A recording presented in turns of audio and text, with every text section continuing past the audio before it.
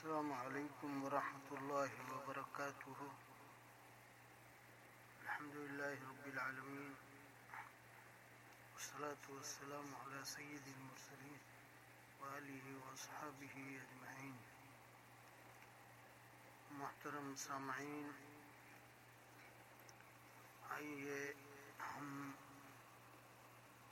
علامہ اقبال رحمۃ اللہ علیہ کی ایک غزل جو کہ بڑی مشہور و معروف غزل ہے، اس کو آپ دوسرے الفاظ میں نعتیہ کلام یا نعتیہ غزل بھی کہہ سکتے ہیں. اس کو ہم پڑھتے ہیں. میں سب سے پہلے آپ لوگوں کو اس غزل کے صرف 4 اشعار پیش کروں گا، چونکہ مجھے معنی بھی بتانے ہیں. پہلے بہتر یہ ہوگا کہ آپ تمام حضرات جو بھی اس آڈیو کو سن رہے ہیں برائے کرم ایک کاغذ قلم لے کر بیٹھیں اور مشکل الفاظ کے معنی آپ لکھ کر اپنے سامنے رکھیں، تاکہ جب یہ غزل کے مصرعے پڑھے جائیں یا اشعار پڑھے جائیں تو آپ کو سمجھنے میں کافی آسانی ہو. اگر آپ ان الفاظ کے معنی نہیں جانتے ہوں تو آپ کو کافی تکلیف ہوگی اور سمجھ میں نہیں آئے گا شعر. آپ تو بہتر یہ ہے کہ اس غزل کا پورا بھرپور لطف اٹھانے کے لیے سب سے پہلے اس کے معنی جاننا ضروری ہے، مشکل الفاظ. اس کے بعد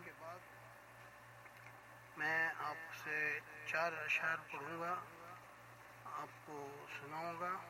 آپ لوگ غور سے سنیے اور اس شعر کی میں تشریح کروں گا. 4 شعر کی تشریح کروں گا. تشریح کرتے وقت، اشعار کو سنتے وقت آپ لوگ الفاظ کے جو معنی ہیں وہ سامنے رکھیے گا. میں بار بار عرض کر رہا ہوں کہ برائے کرم ان مشکل الفاظ کے معنی کو سامنے رکھیے گا. جو حضرات بخوبی اردو سے، فارسی سے واقف ہیں ان کے لیے کوئی مشکل نہیں ہے.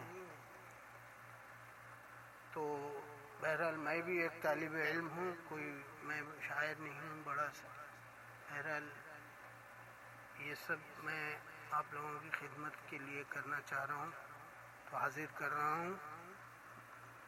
غزل کا جو عنوان ہے، پہلا مصرعہ ہے اس کا: جنہیں میں ڈھونڈتا تھا آسمانوں میں زمینوں میں. یہ غزل کا پہلا مصرعہ ہے، جنہیں میں ڈھونڈتا تھا آسمانوں میں زمینوں میں. اب یہ کافی طویل ہے، اس کے جملہ میرا خیال ہے 27 یا 28 اشعار ہیں، لیکن اسی میں کافی وقت ہمارا ہو جائے گا. میں چاہتا ہوں کہ مشکل سے یہ میں آڈیو صرف 10 منٹ میں آپ کو 4 اشعار میں جو معنی ہیں وہ بتا دوں. یا آپ لوگ ایک کام یہ بھی کر سکتے ہیں کہ پورے مشکل الفاظ کے اس غزل کے آپ لوگ لکھ لیں، وہ رکھیں اپنے پاس. روزانہ یا جیسے بھی مجھے وقت ملے گا میں 4 اشعار پیش کروں گا تشریح کے ساتھ، تو وہ سامنے رکھیں گے تو آپ کو آسانی ہوگی. تو آئیے شروع کرتے ہیں مشکل الفاظ کے معنی.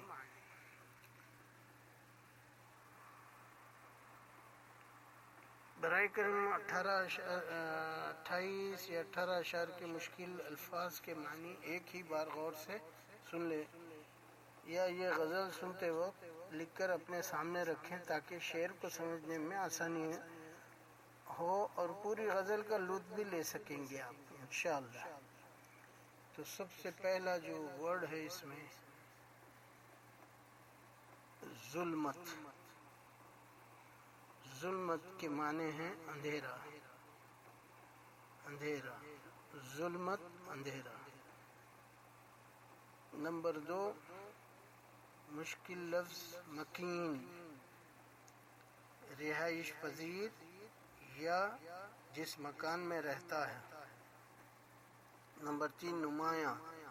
نمایاں تقریباً لوگوں کو پتہ ہے، یہ واضح یعنی صاف دن دکھنے والا. اور آشنا جاننا یا باخبر رہنا، سمجھے آپ؟ اور نمبر 5 ہے جبہ سائی، جبہ سائی، جبہ سائی سجدہ کرنا، جبہ سائی۔ اور نمبر 6 ہے سنگ آستان کعبہ، سنگ آستان کعبہ، کعبے کی چوکھٹ کا پتھر۔ نمبر 7 ہے مجنون۔ یہ مجنون کے تو معنی سب کو پتہ ہے۔ قیس جو کہ لیلا کا عاشق تھا اس کو مجنون کہتے تھے۔ یہ قبیلہ عامر سے تعلق تھا، اس کا عرب کا ہی رہنے والا تھا۔ تو یہ مجنون کے معنی ہو گئے۔ اب ایک لفظ ہے 8واں، نمبر 8 پر محمل۔ ایک قسم کی چوکی ہوتی ہے جو کہ جناب علی اونٹ ہوتا ہے نا، اونٹ کے اوپر باندھی جاتی تھی، یہ ڈولی کہیے اسے، یا چار کونی ایک قسم کی چوکی یا ڈولی جو کہ اونٹ کی پشت پر باندھی جاتی تھی، اسے کہتے ہیں محمل۔ اور 9واں ہے محمل نشین۔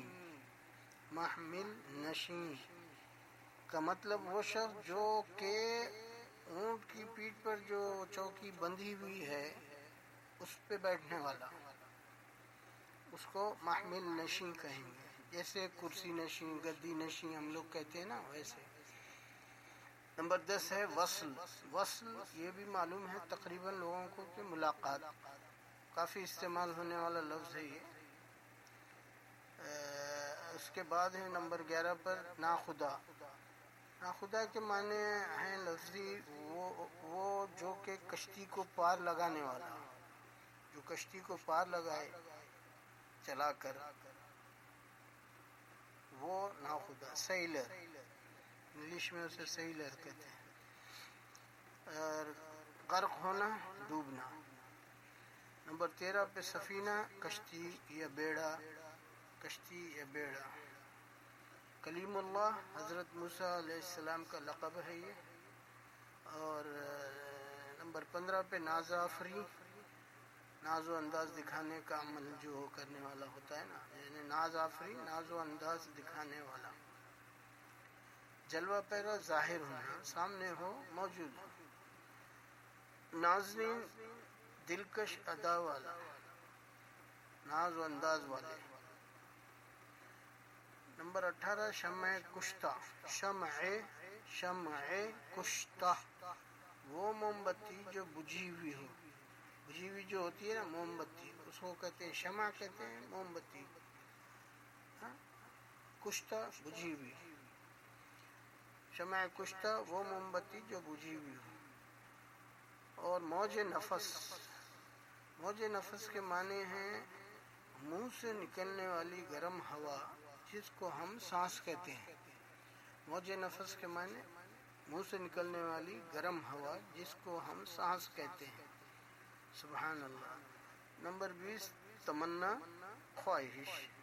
نمبر 21 گوہر، موتی یا قیمتی پتھر۔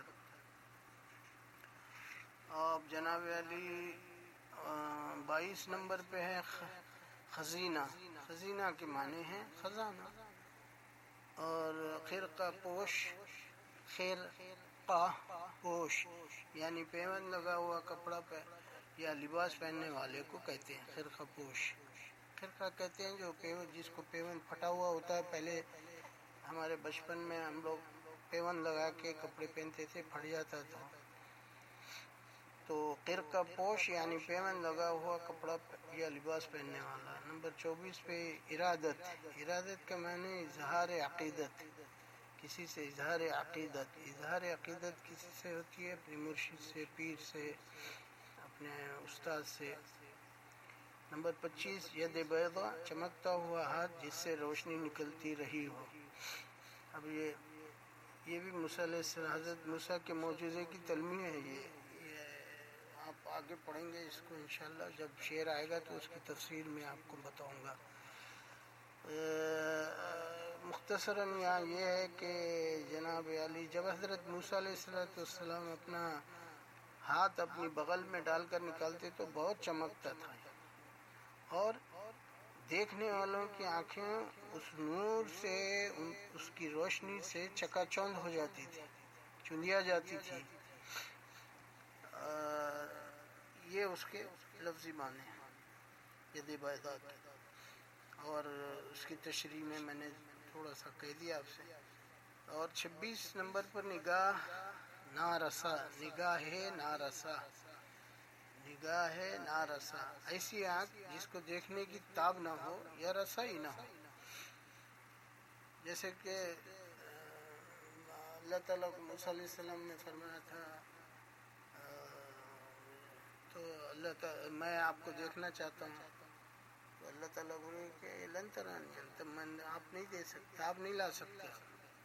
وہ ہے نگاہ نارسا، ایسی آنکھ جس کو دیکھنے کی تاب نہ ہو یا رسائی نہ ہو۔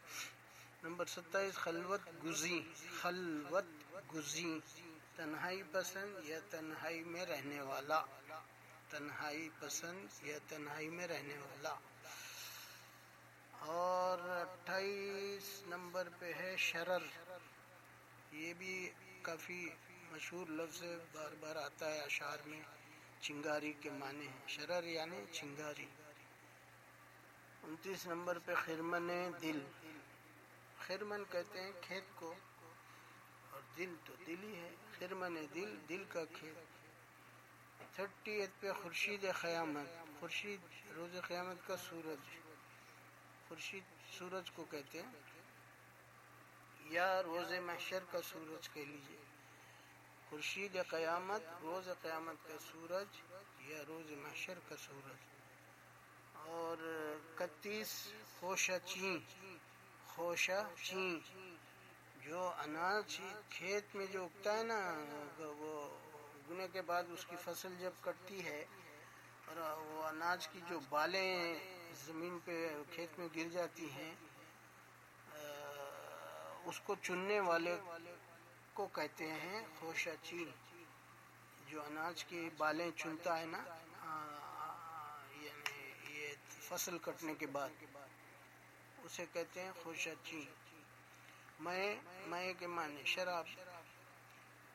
33 نمبر پہ آبگینہ، اب یہ غزل میں اس کا مطلب، آبگینہ کا مطلب نکالے ہیں علامہ اقبال صاحب، سراہی ہے، وہاں پر اس کا مطلب سراہی ہے آبگینہ اس غزل کی حد تک۔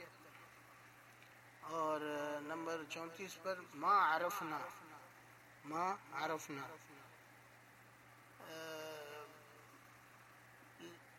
لفظی معنی ہے کیا ہم نے پہچانا۔ ان الفاظ میں شاعر نے اپنے علامہ اقبال جو شاعر ہیں اشارہ دیا ہے، جب حضور اقدس صلی اللہ علیہ وسلم نے فرمایا کہ ہم نے خدا کو پہچانا تو ہے، لیکن ویسے نہیں جیسے پہچاننا چاہیے۔ یہ حدیث سے لیا گیا لفظ ہے ما عرفنا۔ جمال، حسن، خوبصورتی۔ نمبر 36 قرینہ، قرینہ، سلیقہ، طریقہ، قرینے کے معنی سلیقہ یا طریقہ۔ نکتہ چین، اعتراض کرنے والا، ہمیشہ کسی بھی چیز پہ اعتراض کرنے والا، نکتہ چین اس کو کہتے ہیں۔ اور جناب علی، اب یہ یہاں ایک شعر ہے، یہ الفاظ کے سارے معنی میں نے آپ سے بتا دیا ہے جو غزل میں استعمال ہوئے، جملہ پورے الفاظ جتنے بھی غزل میں مشکل الفاظ تھے اس کو میں نے الگ کر کے اور اس کے معنی بھی بتائے ہیں آپ کو، اور جو الفاظ مشکل ہیں ان کے معنوں کے ساتھ اب میں شعر پہلا پڑھتا ہوں اور اس کی تھوڑی سی تشریح جتنی میری ناقص العقل میں بات سمجھ میں آئی ہے وہ بتاتا ہوں۔ انشاءاللہ میں خود بھی اس کا طالب علم ہوں، میرے لیے بھی دعا کریں۔ جنہیں میں ڈھونڈتا تھا آسمانوں میں زمینوں میں، وہ نکلے میرے ظلمت خانہ دل کے مکینوں میں، وہ نکلے میرے ظلمت خانہ دل کے مکینوں میں۔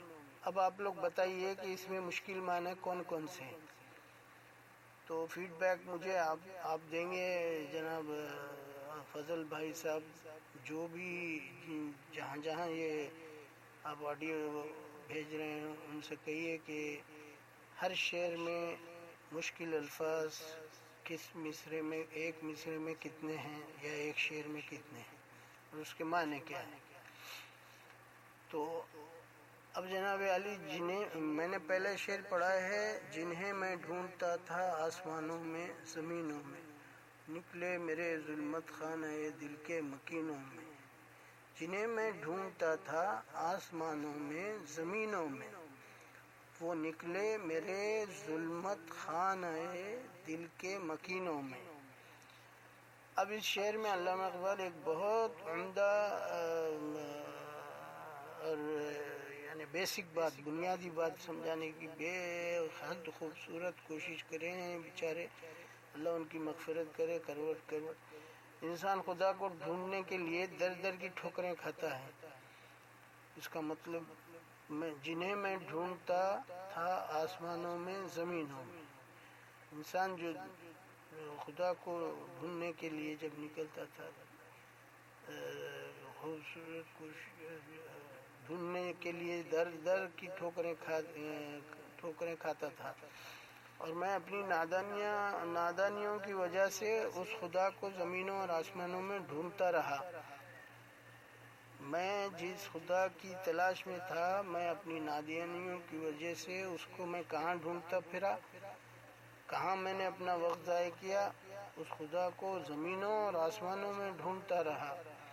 اور میں نے اپنی زندگی کا ایک طویل حصہ، دورانیہ جسے کہتے ہیں عربی میں، وہ یا اردو میں بھی فارسی میں بھی، تو دورانیہ ایسے ہی ڈھونڈتے ڈھونڈتے گزارتا گیا۔ جنہیں میں ڈھونڈتا تھا آسمانوں میں زمینوں میں، وہ نکلے میرے ظلمت خانہ دل کے مکینوں میں۔ خدا کو ڈھونڈنے کے لیے در در کی ٹھوکریں کھاتا، اور میں اپنی نادانیوں کی وجہ سے اس خدا کو زمینوں اور آسمانوں میں ڈھونڈتا رہا، اور میں نے اپنی زندگی کا ایک طویل حصہ ایسے ہی ڈھونڈتے ڈھونڈتے گزارتا گیا۔ یہ اس لیے کہ میں اب اس کی بیسک وجہ بتا رہے ہوں، کیوں ایسا کیا میں، کہ میں اس لیے ایسا کیا کہ میں اللہ کو ڈھونڈنے کے راز سے نا آشنا تھا، نا واقف تھا، مجھے معلوم ہی نہیں تھا کہ میں اللہ کی تلاش کیسے کروں، کیسے میں اللہ کو پاؤں، کیسے میں اللہ کو اپنے دل میں بٹھاؤں۔ تو اس راز سے میں ناآشنا تھا، ناواقف تھا میں، اور میرا دل جو تھا وہ اندھیرے کی مانند تھا، جس میں کچھ نظر ہی نہیں آ رہا تھا۔ اب یہاں ایک پاکستان میں حضرت بابا بلہے شاہ صاحب رحمۃ اللہ علیہ، ایک بہت پائی کے بزرگ گزرے ہیں، ان کی مزار ہیں، پنجابی کے بڑے مشہور ان کے کلام ہیں، شاعر ہیں۔ اب انہوں نے بڑی اچھی بات کہی ہے، پنجابی کا ایک شعر ہے، مسجد ڈھادے مندر ڈھادے، ڈھادے جو کچھ ڈھاندا، مسجد ڈھادی مندر ڈھادے، ڈھادے جو کچھ ڈھاندا، ایک بندے دا دل نہ ڈھاویں، رب دلاں وچ رہندا۔ اب جس میں انہوں نے، اب اس کا مطلب کیا، بابا بلہے شاہ صاحب رحمۃ اللہ علیہ فرما رہے ہیں کہ تم کبھی بھی یہ نظر انداز نہ کرو کہ آپ کا تعلق کسی مذہب سے ہے، بلکہ یہ ذہن میں رکھیے کہ آپ کسی بھی انسان کا دل نہ دکھائیں، کیونکہ انہی دلوں میں خدا رہتا ہے۔ اب سوال یہ آتا ہے کہ آخر کن دلوں میں خدا موجود ہے؟ کیا ہر دل میں خدا موجود ہے؟ تو علامہ اس شعر کی تشریح کرتے وقت اس غزل کے پہلے شعر سے جو بات سمجھ میں ہمارے آتی ہے، اگر دل اندھیروں سے سیاہ ہو چکا ہو تو پہلے اسے پاک کیا جانا ضروری ہے، جیسے کہ آئینہ ہوتا ہے نا، اسی طرح دل بھی بالکل کرسٹل کلیئر صاف ستھرا ہونا چاہیے، آئینے کی طرح شفاف۔ اس لیے علامہ اقبال شعر کے دوسرے مصرعے میں اپنے دل کو ظلمت خانہ قرار دے رہے ہیں کہ ایک طویل عرصے تک وہ یہ جان ہی نہ سکے کہ خدا ان کے اندر موجود دل میں ہے، تو وہ عرصہ جو انہوں نے اللہ کو ڈھونڈنے میں لگا دیا، اس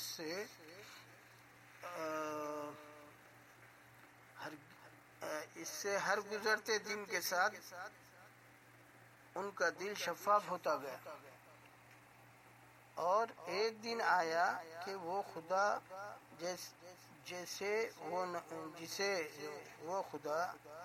ایک دن ایسا آیا کہ وہ خدا جسے وہ نگر یعنی ہر کوچے میں، ہر قریے میں، شہر میں ڈھونڈتے پھرتے تھے، گلی گلی میں، وہ تو ان کے دل میں نمایاں ہو گیا ہے۔ اس لیے کہتے ہیں خدا کو ڈھونڈنے کے لیے اپنے دل سے ان تمام بغض، حسد، جلن، کینہ، ان تمام کثافتوں کو دور کیجیے جو آپ کو خدا سے دور رکھتی ہے، اور وہ کثافتیں کچھ اور نہیں بلکہ خلق خدا کے لیے دل میں بغض رکھنا یا حسد رکھنا، کینہ رکھنا۔ اللہ کی مخلوق کے لیے آپ آسانیاں پیدا کریں، آپ کا دل خود بخود صاف ہو جائے گا اور جس میں خدا نظر آنے لگے گا۔ اس شعر میں یہ بھی سمجھا رہے ہیں علامہ اقبال کہ اگر انسان اللہ تک پہنچنا چاہتا ہے تو پہلے وہ اپنے آپ کو پہچانے۔ یہ ایک شعر کا پوری تشریح ہوئی ہے 2 مصروں میں۔ جنہیں میں ڈھونڈتا تھا آسمانوں میں، زمینوں میں، وہ نکلے میرے ظلمت خانہ دل کے مکینوں میں۔